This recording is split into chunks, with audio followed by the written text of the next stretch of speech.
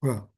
Alors, on va reprendre le shiur d'hier, qui est en fait un shiur sur, euh, sur sur la Iloula de Rabbi Shimon Bar Yochai, sur l'Ag Baomer. Donc, on a vu un Mahamar extraordinaire du Rabbi qu'on n'a pas fini, mais qui explique la Mahala de Rabbi Shimon Bar Yochai, et, et on va essayer de rentrer dedans. Alors, ce qu'on a vu, en fait, c'est une question bon, le rabbi a commencé à poser la question, après il a développé un peu des unanimes sur Rabbi Shimon, mais il a expliqué que il y a une grande force dans la Torah de Rabbi Shimon. Rabbi Shimon, il a une force extraordinaire, tel point que dans l'étude de la Torah, d'une certaine manière, il n'y avait pas comme lui. Malgré tout, il était quand même au sec aussi dans la Tfila et aussi dans les Maasim Tovim, comme on voit que même quand il priait presque pas, il priait une fois par an dans la grotte. Mais il priait. Il y avait aussi un hamal. Par contre, quand il est sorti après de la grotte, il était aussi au sec dans, dans des choses, dans des Maasim Tovim, puisqu'il s'est occupé des Bnei Israël. Il était Metayer Shukim. Il a rangé les rues pour qu'il n'y ait pas de Touma dans la rue. Et donc, on voit que Rabbi Shimon Bar Yochai, il avait aussi cette occupation-là, mais d'un autre côté, si on le compare avec Rabbi Yehuda, qui était un des plus grands des Amoraïm, donc quelques générations après, lui aussi, il étudiait tellement que même ses élèves se demandaient si c'était vraiment un homme, tellement il était tzaddik et kadosh. Mais lui, il priait pas une fois par an, il priait une fois par mois. Pourquoi? Parce il était aussi, pour prier qu'une fois par mois, ça veut dire qu'il était vraiment complètement Torato Umanuto jusqu'au bout, complètement dans l'étude de la Torah. Mais c'était moins que Rabbi Shimon Bar Yochai. Malgré tout, il y a un inyan qu'on peut retrouver euh, dans, dans toutes les générations. Alors, la force de Rabbi Shimon, c'est que une des choses qui est extraordinaire chez lui, c'est que la force de sa Torah, elle était tellement puissante que il pouvait même faire tomber la pluie rien qu'en étudiant la Torah. Alors, on va voir cette Agada-là maintenant, où on voit que Rabbi Shimon, Hier il- soir, je t'ai vu vers la fin, tu as des Torato, Manuto, on peut l'avoir avec une cuillère ah, de Torah. Mais ça ne va pas nous dispenser de la prière comme non, on non, doit faire nos trois même lui, prières. il n'était pas dispensé de la prière, puisqu'il priait une fois par an. Non, mais je veux S'il dire, était dispensé complètement de la prière, il n'aurait pas prié du tout. Mais le fait que, et simplement, lui, il était dans un tel niveau que il n'avait pas besoin de prier tant que ça. Sa Torah était encore plus forte. Mais malgré tout, il avait quand même quelque chose à prier.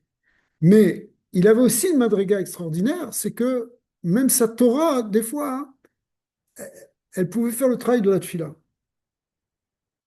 Alors, Amnan, il disait Doresh Biyur Bemiyuchad. Derrière Yadoua, Achiluk Sheben Bracha le tfila. Il faut comprendre d'abord que quelle est la différence qu'il y a entre la Torah, entre la bracha et la tfila? C'est un concept de Chassidut qui a déjà été développé plusieurs fois. Il y a faire une tefila et faire une bracha. C'est quoi la différence entre faire une bracha et une tefila? Ouais. Tu dis, ok. Allez, il y a la tefila ou aliédé ishtadlut milmata.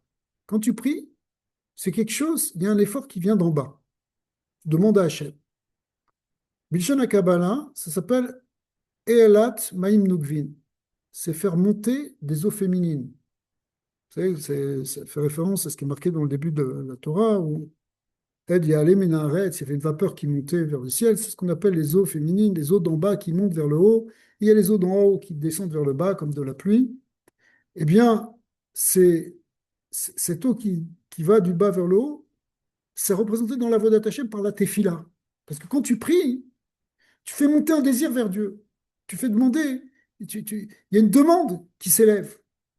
Donc, c'est comme des eaux d'en bas qui montent par la vapeur. Donc, ce qu'on appelle Maïm Nogvin. C'est le côté féminin, parce que les eaux d'en bas, elles sont féminines, les eaux d'en haut, elles sont masculines. Machéenken, il y a la bracha, ou bilshon sivouille. En revanche, une bracha, c'est pas une demande, c'est un ordre. Mikevan, chez Amevarer, ou les Maala, parce que celui qui bénit, il est au-dessus, mais à Makom, Sheminu Tsarir, le Hamshir bracha. S'il est capable d'amener une bracha, c'est qu'il est au-dessus de l'endroit d'où il amène la bracha. Il est capable de donner quelque chose. Veyadoua biur basé, ça ne veut pas dire qu'il ne reçoit pas non plus quelque chose, mais il est capable. C'est pas quelque chose qui est une demande vers le haut. C'est quelque chose qui, au contraire, on amène quelque chose du haut vers le bas quand on bénit. Tu fais descendre une bracha sur quelqu'un. Alors qu'une prière, tu l'élèves vers Dieu. Qui ignore la beracha ou rak amshacha meashoresh ou makor. En fait, une bracha, c'est ce qu'on appelle une amshacha. C'est quoi une amshacha? Ça veut dire que tu vas propager, tu vas attirer, tu vas faire descendre d'une racine, d'une source. Meashoresh, mais à makor. Bracha lashon avacha ve amshacha le martin. C'est quoi, hein? C'est quelque chose qui va être propagé littéralement.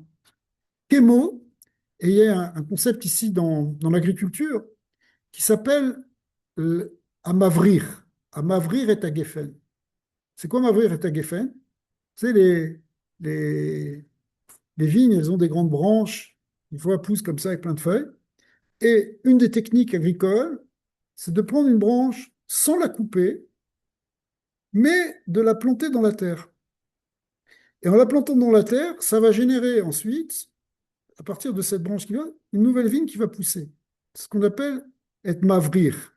Alors, c'est quoi cette image ici? C'est qu'en fait, tu as pris quelque chose d'un arbre et tu l'as amené ailleurs, mais tu l'as pas, tu l'as fait que le propager, tu as fait qu'amener sa force quelque part. Et c'est ça une bracha, c'est la même chose que mavrir, c'est les mêmes racines étymologiques, enfin dans les lettres. Et donc, en réalité, une bracha, c'est si tu amènes quelque chose qui est là-bas, tu l'amènes ici. D'accord? Il y a une force quelque part dans le ciel, par une force de Parnassa, tu bénis dans la Parnassa, tu prends une force de Parnassa et tu la fais descendre sur quelqu'un. Alors qu'une tfila, c'est tu demandes à Hachem qu'il fasse descendre quelque chose.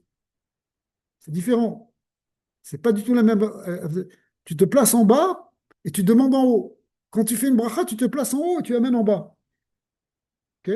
Oui, mais alors nous on prie, et après, est-ce que c'est un peu tard? Après, eux, ils répondent en nous envoyant la bracha? Ça, c'est quand tu pries. Mais quand tu bénis quelqu'un, Ah, c'est une autre chose. Akadosh Baruch Hu, oui, il va faire descendre quelque chose quand tu as prié. Il peut te faire descendre une bracha. Mais toi, tu peux avoir deux attitudes. Une attitude où tu fais une tefila ou une attitude où tu fais une beracha. Mais tu ne te passes pas sur le même point de vue quand tu fais une bracha que quand tu fais une tefila. c'est dommage.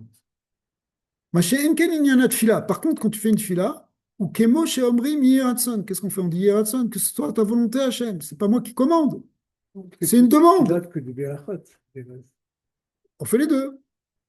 Quand Tu vas voir un tzaddik. Le tzaddik, il te fait une bracha. Il te fait pas une tefila, il te fait une bracha, lui. Ouais, lui, le tzaddik, oui, mais plutôt. je parle nous. Voilà, c'est ça. Eh ben, qui a dit que tu peux pas bénir? Ouais, mais Altier birkat idiot, quand kala on- lefanecha. Ouais, n'importe qui. Altier Ouais, birkat idiot, maintenant, on a kala plus lefanecha. fort, tu vois. J'espère que tu vas nous bénir. Je sais pas. Pourquoi? Le rabbi a dit au contraire, il faut se bénir les uns les autres. Il a encouragé les gens à se faire des brachot. Parce que tout Israël a un pouvoir de bénir. D'ailleurs, on va voir, c'était la force de Rabbi Shimon, mais on va voir aussi qu'on a tous un petit peu de ça. Chez Poalim Ratson Chadash. Mais quand tu pries, il y a quand même quelque chose de très fort quand tu pries. C'est que quand tu pries, tu vas activer un Ratson Chadash, une nouvelle chose, un nouveau désir, une nouvelle forme en même temps. Beofen Shifol, Shinou les Matab Gashmiut. À tel point que ça va pouvoir changer quelque chose dans le monde matériel. Aolam Kemevoar Begeret à Kodesh, comme c'est expliqué dans le Tanya. Shinyanze ou Dafka al Yedet Fila. Ouais.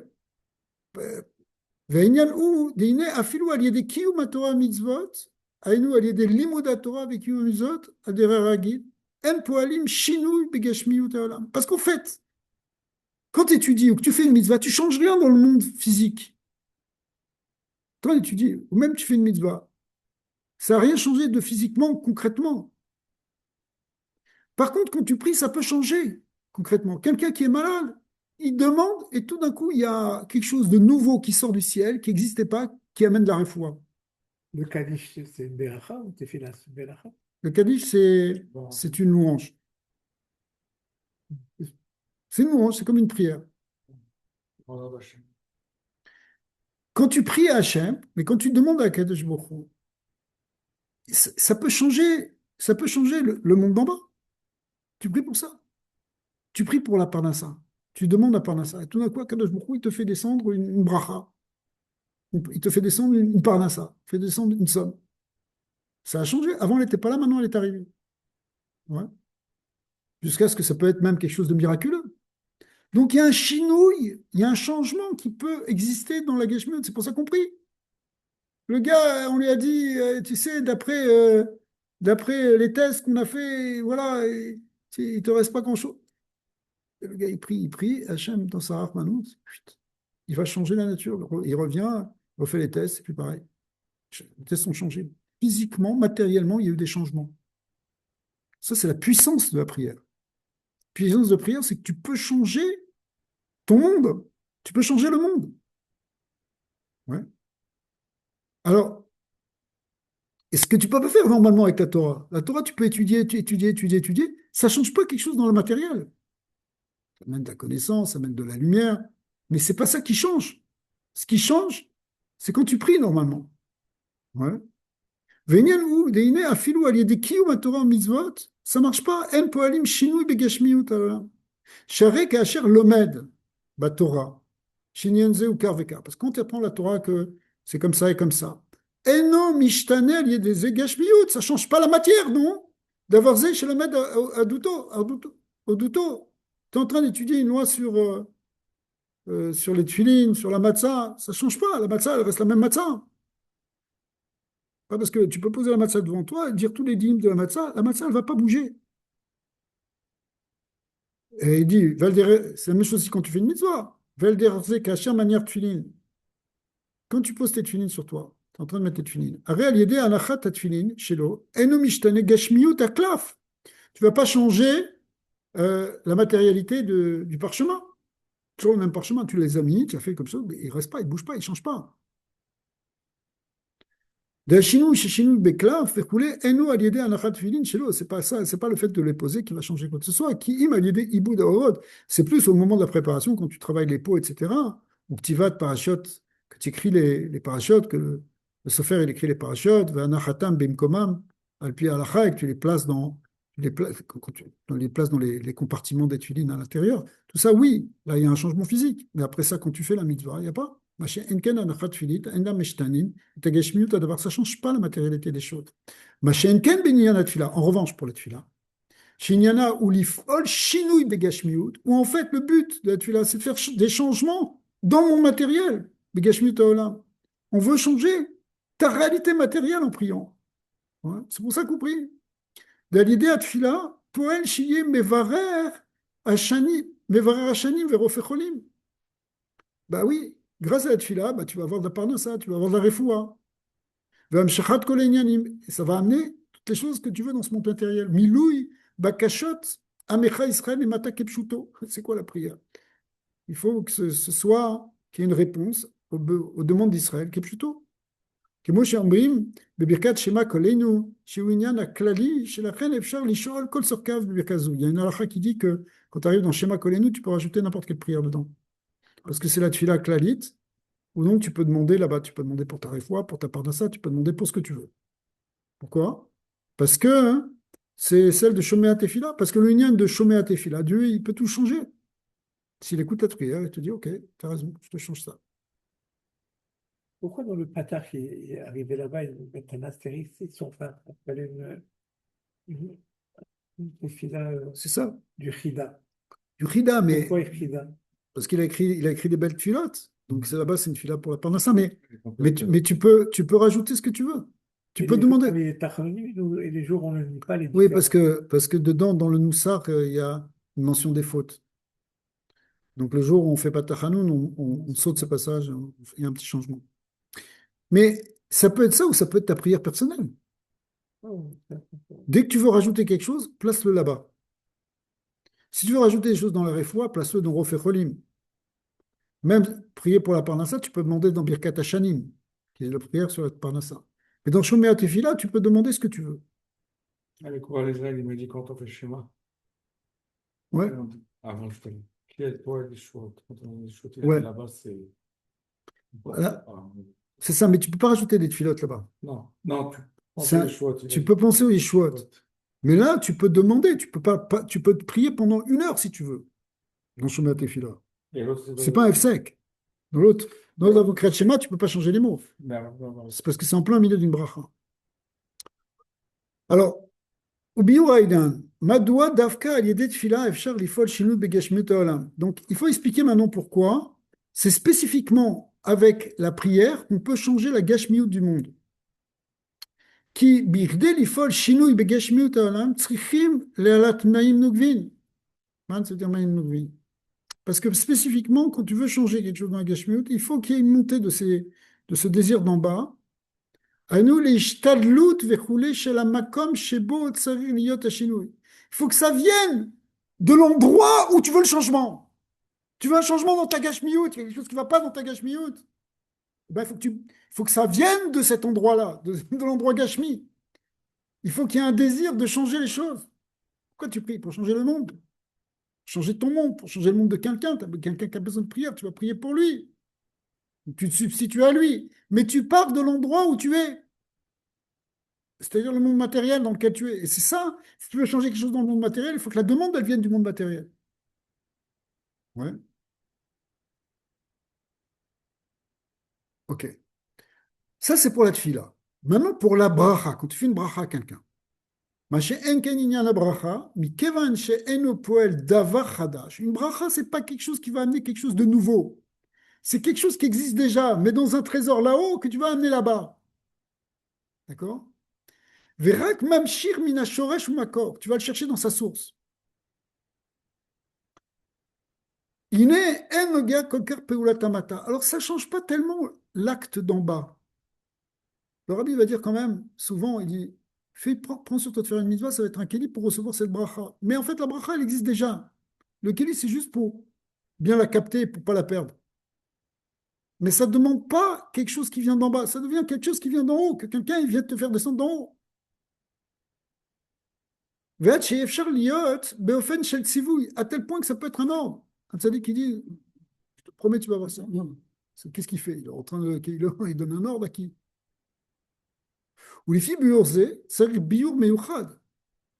Il faut expliquer ça, il faut vraiment expliquer maintenant. La tefila, j'ai compris, ça doit venir d'en bas parce que on a besoin de changement, donc il faut l'exprimer.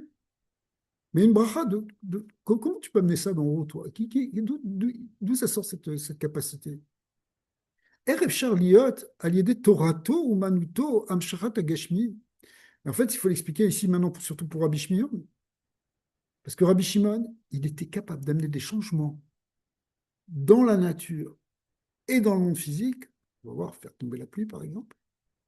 Rien que par les Torahs, sans tefila. D'accord? Verrez, il y a la Torah, ou Moshe Katov. Allo, Kod Varai Taesh. La Torah, normalement, c'est des paroles de feu. Ou Biprat, Limoud à Torah, Shel Mishi Torah Tov Manuto, en particulier, quelqu'un qui étudie la Torah de manière aussi assidue que Rabbi Shimon Bar Yochai. Ouais. Les mouvements Betoar, chez Ofi, Limoudim, ou Moshe Katov, Veasim, Devarav, Beficha. Quand on étudie la Torah, c'est comme si on a la parole de Dieu dans la bouche. Chez Davar Hashem, ou Amedaber Bepiv, c'est la parole de Dieu qui parle dans la bouche de celui qui étudie. Tu es en train de dire une Mishnah, c'est Hashem qui parle dans ta bouche. Ou Kemahama, Man Malché, Rabbanan. Qui sont les rois? C'est les Rabbanan. C'est quoi? C'est les rois. Ça veut dire, chez Mamshichim, Dvar Hashem, les Mata, Kefi, Shou les malins. Ils ont cette puissance d'amener la parole de Dieu telle qu'elle est en haut et l'amener en bas. Shen Bazel, Klal, Inyan, des Maïm Nukvin. Donc, il n'y a pas du tout cette idée de quelque chose qui vient du bas, comme dans la tefila, où on exprime un désir dans l'endroit où on est pour le faire changer.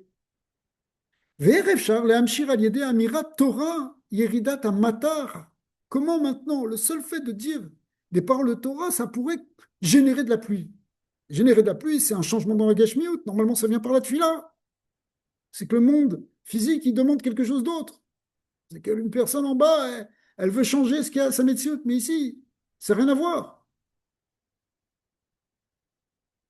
Ou Beofen, chez les Khatrila, Yored Beofen, Matim, les Fiasadot, Askoukim, les Mata. Et en plus de ça, quand Rabbi Shimon Bar Yochai, il a fait tomber la pluie, elle est tombée parfaitement. Ouais. Il y avait d'autres tzadikim comme Roni Amahagal, et quand il avait fait un trait en rond, il s'est mis dedans, il a dit, je ne bougerai pas d'ici tant qu'il ne pleuvra pas. On va le voir peut-être après. Et après, ouais, et après, l'eau, elle est tombée tellement forte. Il a dû faire une prière pour que ça, pour atténuer les choses. Mais Rabbi Shimon, il n'a pas fait de tefila, il n'a pas fait d'acte, il n'a rien étudié. Et c'est tombé bédiouk, ce qu'il fallait. Quelle époque? Pas Rabbi Shimon. C'était avant. Lui, c'était à l'époque du premier. euh, euh, c'est, c'était à l'époque du premier Beth Amikdash. Ah, Alors, pour comprendre ça, hein, il faut revenir à la Gemara dont on a un petit peu parlé avant, dans Brachot, où Rabbi Shimon Bar Yochai, il explique sa chita de pourquoi il faudrait faire que étudier la Torah. Ben, il dit la chose suivante. Il dit, Efshar Adam Choresh, est-ce que c'est possible qu'un homme il passe du temps à labourer, Vezoberea, et à semer, Vekotser, et, à récolter. Torah, Matié Aléa. Qu'est-ce qui va rester de la Torah? C'est que la vie d'un paysan, il se lève très tôt le matin et jusqu'au soir. Et s'il a des animaux, il faut pas, même, il faut s'en occuper jour et nuit. Et le labeur du champ. Alors quand est-ce que tu vas étudier? Ouais. Alors, comment tu peux étudier? Tu n'as pas le temps d'étudier. Tu ne peux pas étudier. On est pris par la parnassa. Alors il dit, il faut arrêter avec la parnassa. Il faut rien qu'étudier. Il faut arrêter. Ah ouais, d'accord, très bien, mais qui c'est qui va s'occuper du champ? Qui c'est qui va amener le champ, c'est important dans l'économie. Sinon, on ne peut plus manger. Alors il dit, bah, c'est pas compliqué. Si on fait la volonté de Dieu, qui est d'étudier la Torah, bah, ça fait partie du programme divin. Donc nous, on fait notre part. Alors la parnassa, ce n'est pas notre problème à nous, ça va être fait par quelqu'un d'autre. Bon, c'est pratique. Et là, chez Bisman, chez Israël, Utzim Retzonot Shel Makom. Et ici, Retzonot Shel Makom, ça veut dire qu'ils font que se consacrer à Avodat Hashem et à prier et à étudier. Mais l'Arta, Nassim Alidé Acherim, le travail va être fait par d'autres. Chez Neymar, Ve'amdou Zarim, viendront des étrangers. Au route Sonechem, ils feront paître vos troupeaux. Ça veut dire qu'il va y avoir des travailleurs thaïlandais qui vont venir faire les choses. Des Indiens, ou bientôt des robots, parce que ouais, avec les changements actuels. Des Indiens, on va y arriver. Des Inyan aussi une Retsono Shel Makom, ou des parachutes Rishona des Kriyat Shema. Or, ça, c'est quoi faire ça veut dire quoi ici, faire Retsono Shel Makom? Ben, c'est ce qui est marqué dans Kriyat Shema. Kriyat Shema, quand on dit, tu vas étudier, euh, tu vas étudier en réalité, Shinanta le Vadecha, du Bartabam, des Shiftecha, Veitecha, Valertecha, Vadeav, tu vas faire que étudier la Torah. D'accord? Qui me voit, les brachot, la Gemara, elle explique. Sage Neshnu, Gam Inyan de Bechol Meodecha. Et là-bas, entre autres, il y a il y a le Inyan de Bechol Meodecha. Avec toute ta force, et toute ta force, tous tes moyens, y compris tes moyens financiers. C'est quoi tes moyens financiers? Tu vas les sacrifier, tu vas sacrifier ta parnassa pour servir Hachem. Nosaf, les Bechol, les Vafra, offront nafshecha. En plus du fait de mettre tout ton cœur, toute ton âme. Wefanze est à Anagat Rajbi. Et donc Rajbi, il a construit sa voie comme ça. C'est-à-dire son derrière, il a construit à partir de ça. Écoute, c'est marqué dans les psukim, et voilà, c'est tout. Et en plus, il y a une svara, c'est logique. Si vraiment on veut vraiment, si on veut être cohérent avec soi-même et qu'il faut vraiment étudier la Torah, alors il faut arrêter de travailler. Ça, c'était ce qu'il a dit Rajbi. Bon, la Gemara, elle va conclure en disant ce qu'il a dit, ça peut marcher pour quelques-uns, mais en général, ça ne marche pas. C'est très, très difficile.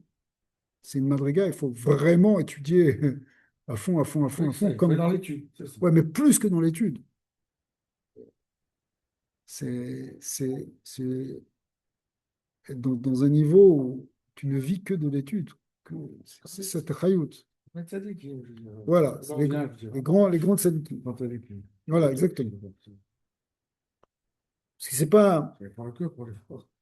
Non, parce que si je pourrais dire, ah bah voilà, bah, c'est facile alors, c'est bon. Ok, bah, je vais venir au Beth Midrash toute la journée Et puis, mon loyer va être payé d'une manière ou d'une autre. Ok, essaye, c'est pas sûr. Pourquoi c'est pas sûr? Rabbi Shimon, il est arrivé, lui. Ok, oui, c'est-à-dire que son loyer, c'était comme la grotte pendant 12 ans. Il n'a pas payé très cher. Mais bon, c'est une blague, mais c'est pour dire qu'il était prêt aussi à renoncer à beaucoup de choses. C'est parti du Bechol Meodecha.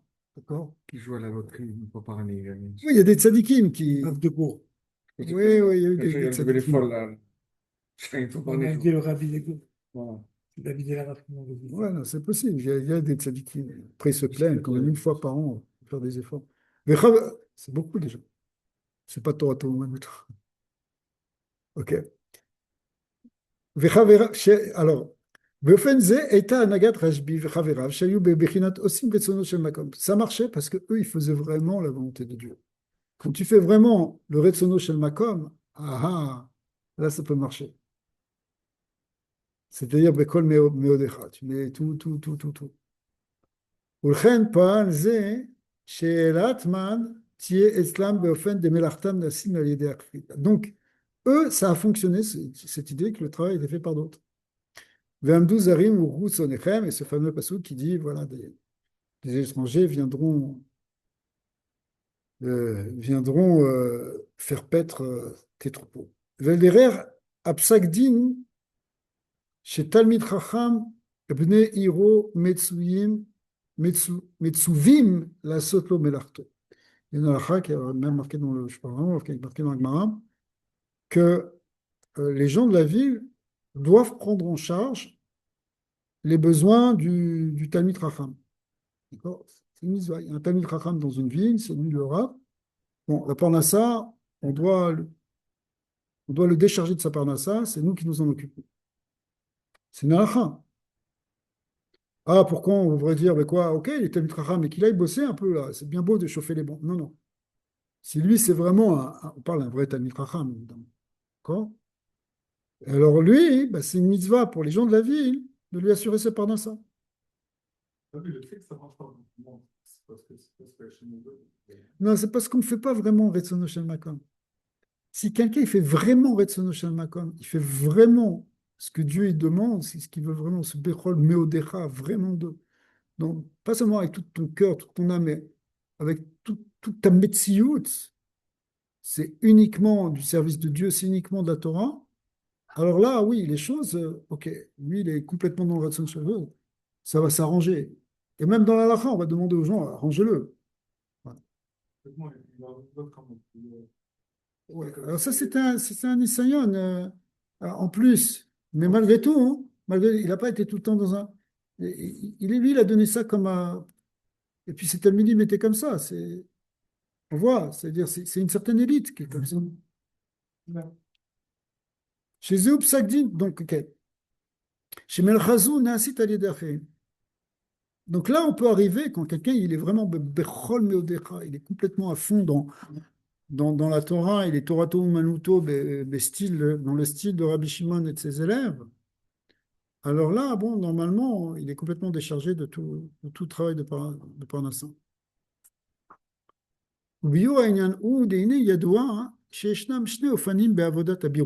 Alors maintenant, il explique ça selon le concept en fait de la Kabbalah. Parce que la raison profonde pour laquelle on travaille, au fait, c'est pas pour gagner notre vie. Sachez-le, le travail, il n'est pas là pour la Parnassa. Parce que Dieu il peut donner la Parnassa sans travail.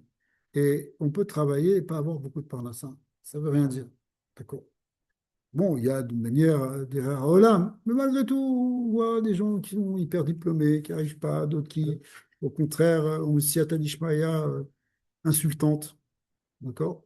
Donc, on ne sait pas. Ouais. Mais en fait, le vrai ignan du travail, c'est pour élever des étincelles de Gdusha qui sont tombées dans la matière ou dans la klipa depuis la création du monde, puis la Shvirata Kelim. Et ça, hein, en travaillant, par exemple ici, en labourant, en semant, en fauchant, en réalité, à chaque fois qu'on fait ces travaux, on transforme le monde et on élève les choses vers Hachem. Ce qu'on appelle une aliyat abirurim. On fait monter on extrait le bien qui est perdu dans le monde.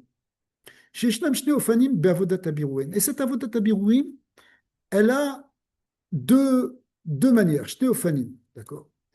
Birour Bederer Milchama, ça peut être soit il va falloir se battre, une guerre. Birour Bederer Menucha. Mais il y a aussi une manière qui se fait beaucoup plus en douceur, où le birour il se fait de lui-même. On va voir.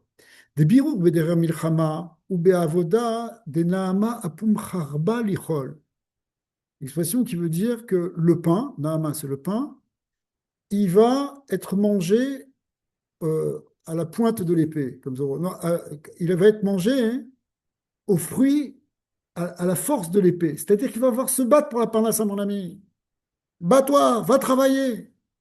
Ça s'appelle Naama Apum Charba Lichol. Tu manges au fruit d'effort, d'un combat. C'est la Torah. Il faut se battre sur le champ, sur le champ de l'économie. Oui, à la sueur de ton front. Chez Milchama ve'avoda kasha beyoter. Des fois, ça peut être même très dur. Tu vois, des gens, ils sont là 15 heures par jour et ils suent pour avoir un morceau de pain. Vous savez, on a vu ça pendant des milliers d'années. Mais il y a aussi, et donc les birourim, pour les extraire, il faut les sortir. Il faut vraiment travailler dur sur la clipa pour extraire des étincelles. Ou birour bederer menucha. En revanche, celui qui se fait avec la menucha, avec tranquillité, avec. Ou derrière, chez Bimbe Shlomo. L'exemple qui est donné, c'est l'époque de Shlomo. Chez Shlomo, il y a Bimkomo. Shlomo, il était à sa place. Il régnait à Jérusalem. Et Ukimoshe Katuv, Vayeshev Shlomo al Kisei Hashem. Shlomo s'est installé sur le trône de Dieu. C'est-à-dire, il était à Jérusalem, il était dans le Beth Amikdash. Vanetzutzot nilchechu elav me'atzmam. Mikol makom shayu. Et du monde entier, en réalité, les étincelles venaient. Il y avait des gens qui lui amenaient des présents, il y avait des gens qui venaient, qui ont amené des choses. Ouais. Ça veut dire qu'il n'avait pas besoin de se battre pour aller chercher la parnassa. Au contraire, on lui amenait. Ve'afilu mamlachot mimalchut mimalchat sheva. C'est-à-dire, c'est même la reine de Saba, hein, elle est venue d'Éthiopie, elle lui a amené des présents, des esclaves. Alors, l'image, elle est comme ça. Imachal avuka gdola, shenetzutzot nimshachim elea. Tu prends un grand candélabre, une grande torche, qui attire les étincelles. Mais atzmam mipne tokef avuka. C'est comme si elle attire la lumière. Tu sais, il y a des fois, on imagine ici, dans l'image de Shlomo, lui-même, il est tellement lumineux que les gens sont attirés par lui. Ils venaient de l'autre bout du monde pour voir Shlomo et pour. Voilà, on est prêt à t'aider. Donc le birour des Netzutzot, il se faisait d'une manière beaucoup plus sereine, beaucoup plus facile. Il n'y avait aucun combat à faire dans ça. D'ailleurs, on dit de Shlomo Ameler qu'il était tout le temps dans le shalom. C'est Meler shalom shelo. C'est ça, Shlomo. Alors, on va voir. Mais ça veut dire quoi concrètement, élever des étincelles? Élever des étincelles, c'est en réalité amener un tikkun. Amener un tikkun, regarde, même quand tu travailles, à la fin, tu viens et tu as du pain sur la table. Tu as arrangé le monde, tu as arrangé ta vie, tu as adouci les choses, tu as donné à manger à des gens. Ok. Ça veut dire, le bureau, au départ, c'était tohu vabohu, tu vois un champ en friche, et il n'y a rien. Et toi, tu es venu maintenant, tu as labouré, tu as semé. Et finalement, cette terre-là, elle a donné de la vie, elle a donné de la joie, elle a donné de la force de reconnaître Hachem. Donc ça, c'est un bureau. Au départ, c'était un champ chaotique avec des cailloux, il a fallu les enlever. Ça, bureau, ça veut dire tu affines, tu arranges, tu amènes les choses dans le bien, tu améliores le monde. Même tu construis ta maison, mais c'est une amélioration. Avant ça, c'était un marécage ici. Maintenant, tu as transformé un lieu d'habitation. Donc, tu as fait un bureau, tu as affiné, tu as élevé.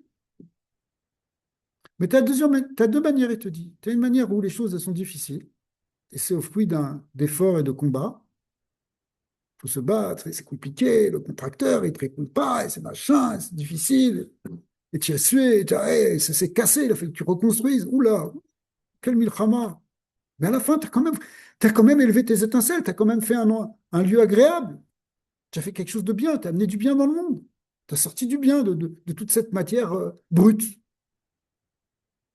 Parce que le béton, avant qu'il arrive avec des parpaings, il était d'abord du sable, c'était c'était une montagne qu'il a fallu casser. Il y a eu des birourim qui ont été faits pour arriver à finalement faire un endroit où tu vas avoir un salon et tu vas pouvoir recevoir des gens et étudier à Torah. Qu'est-ce qui fait que pour certains, c'est plus dur que d'autres? Alors, il y a les deux types de birourim. Alors, effectivement, c'est ça la question. Et là, on parle quand même de deux personnes. Il y a- Ah, ouais, oui. oui, mais des fois, ça peut être un comme ça. Donc, même Youssef Hatzadik, dans la fac dirigée, protégée, tout ça, il était quand même en train de l'économie. Il ne peut pas Ouais, étudier toute la journée. ouais. Dans le chemin aussi, c'est un roi. Bien sûr, il était connecté tout le temps avec la chaîne, il faisait en sorte qu'il était lumineux. Mais c'est encore le fait. Mais les choses, Quand tu étudies en Torah, c'est autre chose. Ça veut dire que tu n'es même pas dans tout ça. ouais, Et ça, on va voir justement le Inyan de Rabbi Shimon par rapport à ça. L'Italien a juste plein. Il y avait du bon. Chez Shlomo, il y a Bimkomo. Ok. C'est pour eux. Ine, Aldereze, ayer Bimé Shlomo. Shimite, Shaya Bofen, Shel Maor Gadol Beoter. Étant donné que lui, il était un très grand luminaire, et il resplendissait de sagesse. Arezé, Imshir, est un etutsot mimakom rachot beoter. Alors il a attiré des gens qui étaient attirés par la lumière, les étincelles de loin, qui mipne tokef amaor magia oro vekoar peulato imkom rachot beoter. Donc en réalité, hein, à cause de cette grande force qu'il y a dans ce luminaire, eh bien vont venir des étincelles de très loin. L'amshir misham et etutsot. Attiré de très loin des étincelles. Umise yuvan gam benogea les rajbi. Rabbi Shimon Bar Yochai, Sheita Torato Umanuto. Donc on a dit, lui, toute sa vie, c'était rien que la Torah. Et après, chez Pata Rajbi, Ine Efshar Liot, Ze Etzel Kol Echad Ve'echad. Alors, Rajbi, donc là, il va vite un peu dans cette dire ça du Mahamar. Et en réalité, Rabbi Shimon Bar Yochai, il était dans ce délire de Shlomo HaMelech. Il a attiré des lumières. Il n'avait pas besoin de travailler. Pas besoin de travailler dans le monde physique. D'accord. Uniquement pour la Torah. Ça veut dire qu'il ne faisait pas des efforts dans la Torah. Il ne faisait pas des efforts de birour de Olamazé. Il était juste dans l'étude de la Torah. Bon. Donc c'est autre chose maintenant. Et maintenant, nous, on parle de la Iloula de Rabbi Shimon Bar Yochai. À partir du moment où il quitte ce monde, on a dit toutes ces actions, elles montent en haut, mais elles laissent une trace ici, comme c'est expliqué dans Igerot HaKodesh. Et du coup, on peut tous en profiter. Et comme chaque année qu'on repasse par la même date, ici, Lag Baomer, en réalité, dans chaque Lag Baomer, on peut reprendre quelque chose de Rabbi Shimon Bar Yochai. On peut avoir, nous aussi, un peu cette force-là. C'est bien, on va moins travailler, on va gagner plus. Imaginez. Alors, je rigole. Alors, effectivement, Efshar Liot, Ze Etzel Kol Echad Ve'echad. Ou Bifrat Bacharit Ayamim. En plus, à la fin des temps, c'est-à-dire en fait, Shel Zman, Ze Amrou, Kama Kama Kama Barnash, les Tata Yit Parnesun, Me'echibora, Dilach. Combien de Barnash? Barnash, ça veut dire des. Bnei Nasha, ici, c'est au pluriel. C'est-à-dire des hommes en bas vont être nourris de ton livre, c'est-à-dire le Zohar Kadosh. Donc, parce que, c'est-à-dire, il est en train de dire, en fait, tout le monde peut en profiter dans chaque génération. Mais à la fin des temps, il y a quelque chose de spécial. C'est que le Zohar de Rabbi Shimon Bar Yochai, pendant 1000 ans, il a été caché. Pendant 1000 ans, personne n'avait le Zohar. Il était caché quelque part. En Bavel, d'après certains, dans des caisses, etc. Il est ressorti. Mais le Zohar lui-même, il prévoit à l'avance, il dit à la fin, dans les dernières générations, tout le monde va prendre sa parnassa du Zohar. Il faut venir au Beth Zohar si vous voulez une bonne parnassa. Okay. Pourquoi? Pourquoi spécialement à la fin? Bah parce que justement, le Zohar Blainara, regardez ici, il est dévoilé partout. Avant, le Zohar, il fallait trouver un Ktaviad, quand il y avait, parce que pendant 1000 ans, il n'était pas là. Mais même après, c'était compliqué, c'est juste l'élite qui comprenait. Aujourd'hui, on a tous les pirouchim, on a tous les farchim. Tout le monde se nourrit de Rabbi Shimon Bar Yochai. D'accord? En particulier ici. Alors, mais en fait, tout le monde, parce que quand tu étudies la Chassidut, tout ça s'est basé sur le Zohar. Tu étudies la Kabbalah, tout ça s'est basé sur le Zohar. Tu étudies la pensée juive aujourd'hui, la pensée juive, c'est la pensée qu'il y a dans le Zohar. C'est Rabbi Shimon. D'accord? Donc, dites par Nisun, Aïnou, Bedarat, et c'est quand ça, c'est Bedara, Tata, Besof Yama, dans la génération d'en bas, la dernière génération, à la fin des jours. Dites Parnesun, Dainu, Shiu, Behavana, Vesaga. Ça veut dire quoi Parnassa ici? Ça veut dire la compréhension, la perception. C'est ce qui va nourrir ton âme. Chen Amrou, Bea Chibura Dilach. C'est quoi? C'est marqué dans le Zohar. Avec ton Sefer à toi, hein, Diyu Sefer HaZohar, Begin de Atidin Israël, Limitem Milana de Chaye. Ça, c'est dans Parashat Nassau là-bas. Que dans le futur, les Bnei Israël, ils vont goûter de l'arbre de vie, Ilana de Chaye. Diyu Aï Sefer HaZohar. C'est quoi l'arbre de vie? Celui qui était dans le Gan Eden, les amis. Ben, c'est Aï Sefer HaZohar, c'est le Sefer HaZohar. Et grâce à lui, Yafkun be min galuta berachamim, que les Bnei Israël et le monde entier en vérité sortira de la galoute, berachamim, c'est-à-dire en douceur, pas avec des milchamot et pas avec des bains de sang, avec la bracha, avec le shefa, avec la douceur d'Hachem. Il est à l'idée chez Kol Echad, donc ça veut dire que c'est tellement important, c'est qu'on va sortir de la galoute spirituelle et même aussi matérielle grâce à cette connaissance dont on va s'abreuver, se nourrir. Il est à l'idée chez Kol Echad ve'echad kovea itim le Torah. Et comment tu vas faire? Ben, il met Rabbi Shimon, que tu vas être kovea, comme on a expliqué hier, la gviyut de la Torah.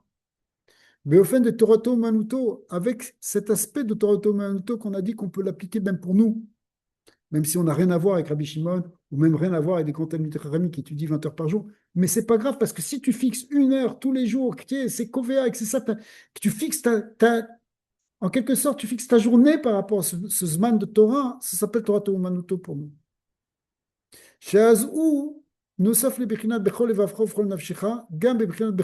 Donc, on touche un peu de ce Bechol Meodecha avec tous tes moyens. Comment tous tes moyens? Tous tes moyens. Oui, parce que, étant donné que ta préoccupation, c'est cette heure de Torah, c'est ce Zman de Torah, cette pensée de Torah, eh bien, ça veut dire que tu mets toute ton énergie dedans. Tu mets tous tes moyens dedans. Et quand on fait ça, ça s'appelle Osin Retsono Shem Makom, qu'on fait la volonté de Dieu. Et qu'on arrive effectivement à être libéré aussi du joug de la Parnassa. Poel Aïnyan, des Ve'am Douzarim Ve'urusoncham, Sonechem, qui veut dire que le travail va être fait par des étrangers. Chez Bnei Aïr, aussi Melarto, comme on voit pour le Talmid Chacham, que c'est les gens de la vie qui font son travail. C'est-à-dire qu'ils donnent sa Parnassa. Bechol Pratim ou Praté Pratim, et ça on peut le voir dans tous les détails même. C'est-à-dire dans tous les détails. C'est-à-dire que ça peut aller jusqu'à vraiment être complètement libéré de toutes les charges. Mais quand la melacha, il melachto ignano shelo, et quand on dit melacha, ici c'est melachto, sa melacha à lui, qui était normalement de vrai. Qu'est-ce que ça veut dire que les autres, ils font aussi melachto? Aussi melachto, ils font sa melacha. En fait, c'est la melacha shelo, c'est le melacha que lui devait faire. Qui ou a mamshir ze al yede tokef a avuka ve tokef a maor shelo, shemir etlo begiloui. En réalité, hein, comment ça se fait? Ben, le processus, c'est que lui-même, il attire.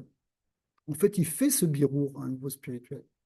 Donc ça, c'est la réponse. C'est-à-dire qu'en fait, quand on est comme Rabbi Shimon, même à notre niveau, en fait, on est aussi comme Shlomo Ameler. C'est-à-dire qu'on attire les Netzutzot parce qu'on a chacun des birourim à faire dans la mazée. Chacun doit élever des étincelles. Mais un, ça va être en allant travailler dans son bureau, l'autre, ça va être en travaillant dans son champ, et l'autre, ça va être rien qu'en étudiant la Torah. Les étincelles, elles vont venir. Elles vont s'élever grâce à ça.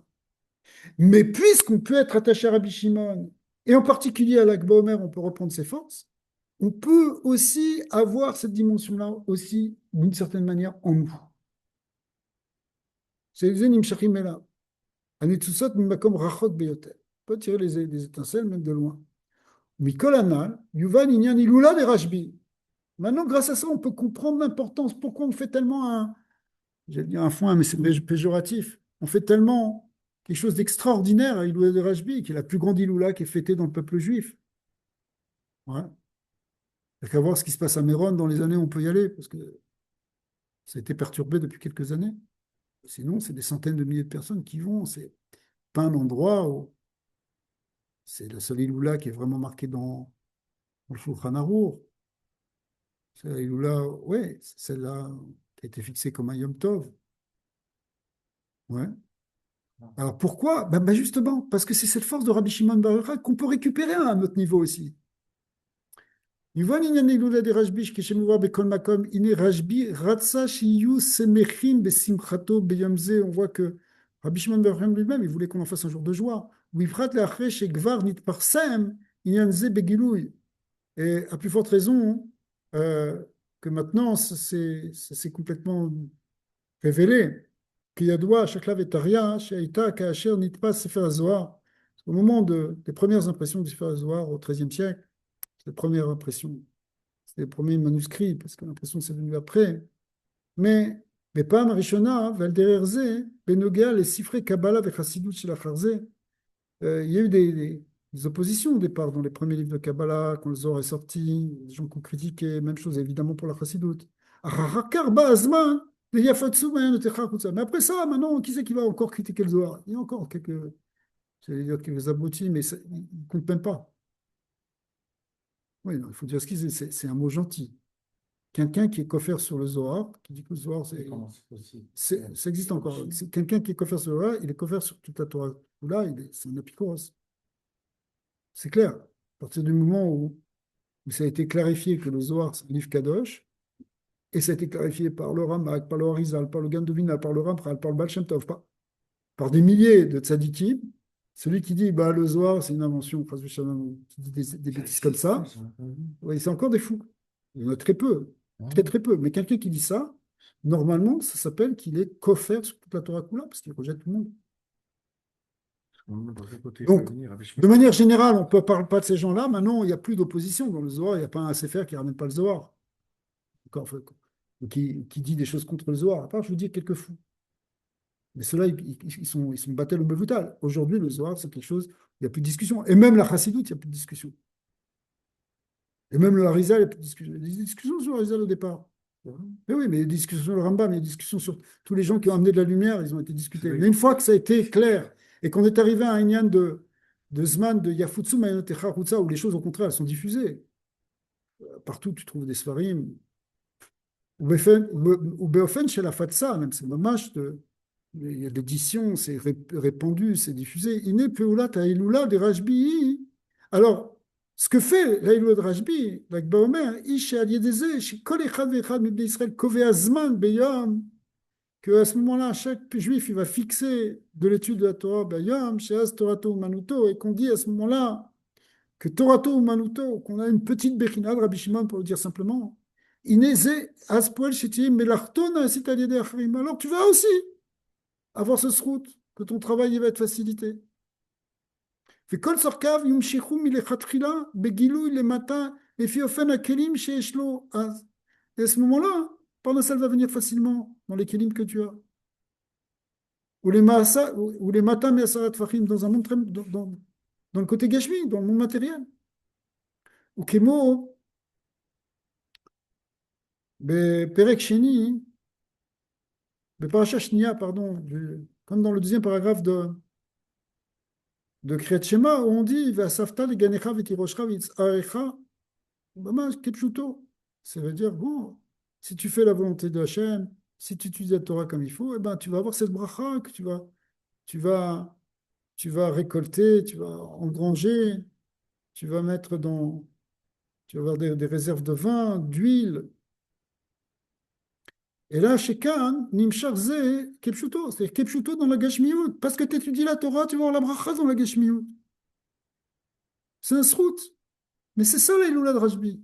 L'Iloula de Rajbi, tu passes par le fait que, ok, Rabbi Shimon, qu'est-ce que tu m'enseignes? Il faut être Kovea, il faut faire Torah Manuto. Ok, je ne suis pas comme toi, mais je fais Torah Manuto à mon niveau. Ok, ah bah, tu vas voir toutes les brachot qui viennent avec, toutes les promesses. Donc il faut vraiment le faire, mais pas le faire en dilettante. Comme on a dit l'exemple hier, Shabbat, Shabbat c'est kavua pour toi. Quelqu'un qui chômeur Shabbat, il ne va pas dire, bon, bah, cette semaine, ça ne m'arrange pas, je fais seulement Shabbat la semaine d'après. Ça existe des gens comme ça, mais ce n'est pas ça être chômeur Shabbat. Chômeur Shabbat, ça veut dire quoi qu'il se passe, on ne bouge pas, il y aura Shmirat Shabbat, hein. Même si j'ai un rendez-vous très important, même si on me propose 1 million, c'est Shabbat, c'est Shabbat. D'accord? Pourquoi? Parce que c'est kavua dans ta avodat Hashem, c'est kavua dans ta vie. Eh bien, il faut que tu sois aussi kovéa, la même chose, ta Torah. Tu n'as pas dit demander de faire 25 heures par jour. Mais ce que tu vas être fixé, tu te dis, OK, tous les mercredis soirs, j'ai un show de 8h30 à 9h30, ça ne bouge pas. Et le mardi, j'ai ça. Et le mercredi et jeudi, j'ai ça. Ce que tu fais ça et que ça tourne, et en quelque sorte, c'est ça le centre de ta journée. C'est le centre de ta journée. Même si ça prend qu'une heure, mais c'est le centre de ta journée. Mais on le sent bien des fois. Des fois, on a une journée, voilà, c'est épuisant, on est là, travail. Mais bon, Hachem, j'ai ma bulle d'oxygène, c'est la Torah que j'étudie tous les jours. Quelqu'un, il prend celui d'Afayomi, bah, il pleut, il vente, il va faire son d'Afayomi. Et toute sa vie, elle s'articule autour de ça, entre guillemets. Qui s'appelle Torato ou Manuto à notre niveau. Mais si tu fais Torato ou Manuto à ton niveau, eh ben, Rabbi Shimon Bar Yochai, il a dit, celui qui fait Torato ou Manuto, Hachem, il fait tout le reste. Mais l'artan naseh al yedei achim, il y a la bracha, tu es à la bracha dans la gashmiut. Donc en fait, la clé, et c'est cette clé-là qu'on va aller chercher à l'Akba Omer. C'est ça qu'il faut demander, c'est ça qu'il faut puiser dans ce jour-là. Comme, je sais pas, tu puises des choses dans les fêtes. Eh ben, tu puises dans cette fête cette force d'être Kovea Itim, de fixer et de faire quelque chose pour que Torato ou Manuto, et que tu as toutes les brachot qui viennent avec. Rabbi Shimon Bar Yochai, il l'a promis ça, il l'a vécu. Il a été post-sec, la halakha comme ça. On a dit, ok, Rabbi Shimon, c'est très élevé. Mais oui, mais dans le jour de ma simcha, là, vous n'avez pas le droit d'être triste ce jour-là. Ouais. Oui, j'avais une question. Est-ce que cette règle, elle s'applique aux gens qui travaillent, mais peut-être que ces gens, ils sont supposés vraiment étudier 8 heures par jour. Mais le fait qu'ils travaillent, ils étudient 1 heure par jour. Écoute, la réalité, c'est que la réalité financière de vie, c'est que on est posé comme Rabbi Ishmael. Il a fait Torah et Mdereret, c'est-à-dire Torah ou Melacha. On peut aussi dans Pirkei Avot que s'il n'y a pas de Melacha, alors ça finit par s'annuler. Les débats là, on va finir par perdre du temps, etc. Maintenant, la répartition du temps, elle dépend de chacun. Elle dépend des circonstances, elle dépend des moments. Donc il faut y réfléchir. Mais des fois, on n'a pas le choix. Ou des fois, bon, on a pris cette option. Pourquoi pas? Mais en tout cas, ce que toi, tu vas garder comme Torah, ça doit être kavua. Une de gviout, elle est très importante. C'est ça la nekuda. Après, tu peux régler si tu vas faire 2 heures, 3 heures, ça dure un peu ton travail.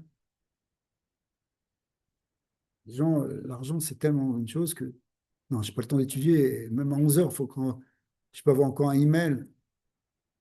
Oui, mais attends, regarde, ressens ta vie. La vie d'un juif, c'est sa neshama quand même. Ta neshama, c'est par la Torah. Donc, doit y avoir quelque chose qui est fixé. C'est pas en dilettante ou de temps en temps ou quand j'aurai le temps et on n'a jamais le temps. Ça doit être quelque chose que tu dois être covéa. Et ça, c'est la force de l'Eloda de Rajbi. On va finir ce paragraphe. Parce que fixé, c'est comme le centre d'une orbite, ça veut dire tout autour. À 5, les choses, elles pivotent et elles s'arrangent autour de ça. Tu fais Shabbat, les choses, elles vont s'arranger. Il y a des milliers d'exemples de gens qui ont résisté, qui n'ont pas accepté de travailler Shabbat, et finalement, après, tout s'est mis en place. C'est des choses qu'on peut vivre même dans notre expérience, de sentir que quand on a vraiment gardé quelque chose, ben on a vu s'il y a Tadishma, il y a eu des choses qui sont ouvertes de l'autre côté pour nous permettre de faire ça, parce que c'est Hachem le maître du monde, et la Torah, elle est le balabay du monde.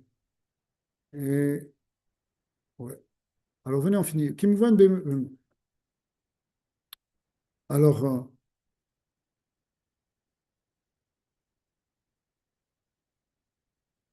וכמובן מבואר בדרושים על המאמרי חז"ל, למה קדמה פרשת שמע והיה עם שמוע, שבדרושים אלו מובן לא רק החילוק שבין שני פרשות, כי אם גם שהעבודה דפרשת ראשונה פועלת בעבודה דפרשת השנייה.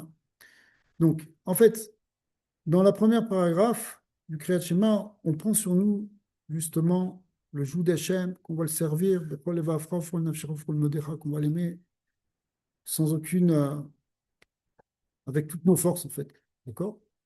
Mais du coup, il y a la bracha qui vient dans la parashat Shnia, la deuxième bracha dans le deuxième paragraphe, qui est une bracha que justement les choses elles vont être faites à l'idée achirim d'une certaine manière.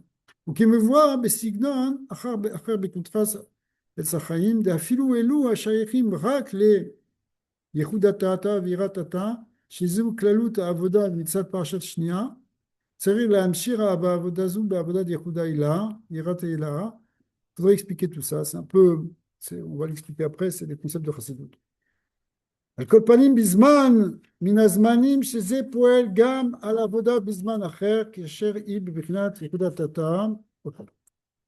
Donc en réalité, bon, on va regarder ça, on va conclure sur ce qu'on a dit, c'est que c'est ça le inyan de Hilula des Rajbi, et qu'on peut prendre ces forces-là, et qu'on doit les prendre pendant cette force-là de l'Akh Baomer. On va avoir des très grands brachot. En fait, c'est des très grands brachot si on réfléchit. Allez, on fait la Hilula ici. On va voir Bezat Hashem. Baruch Adonai Leolam. Amen ve Amen.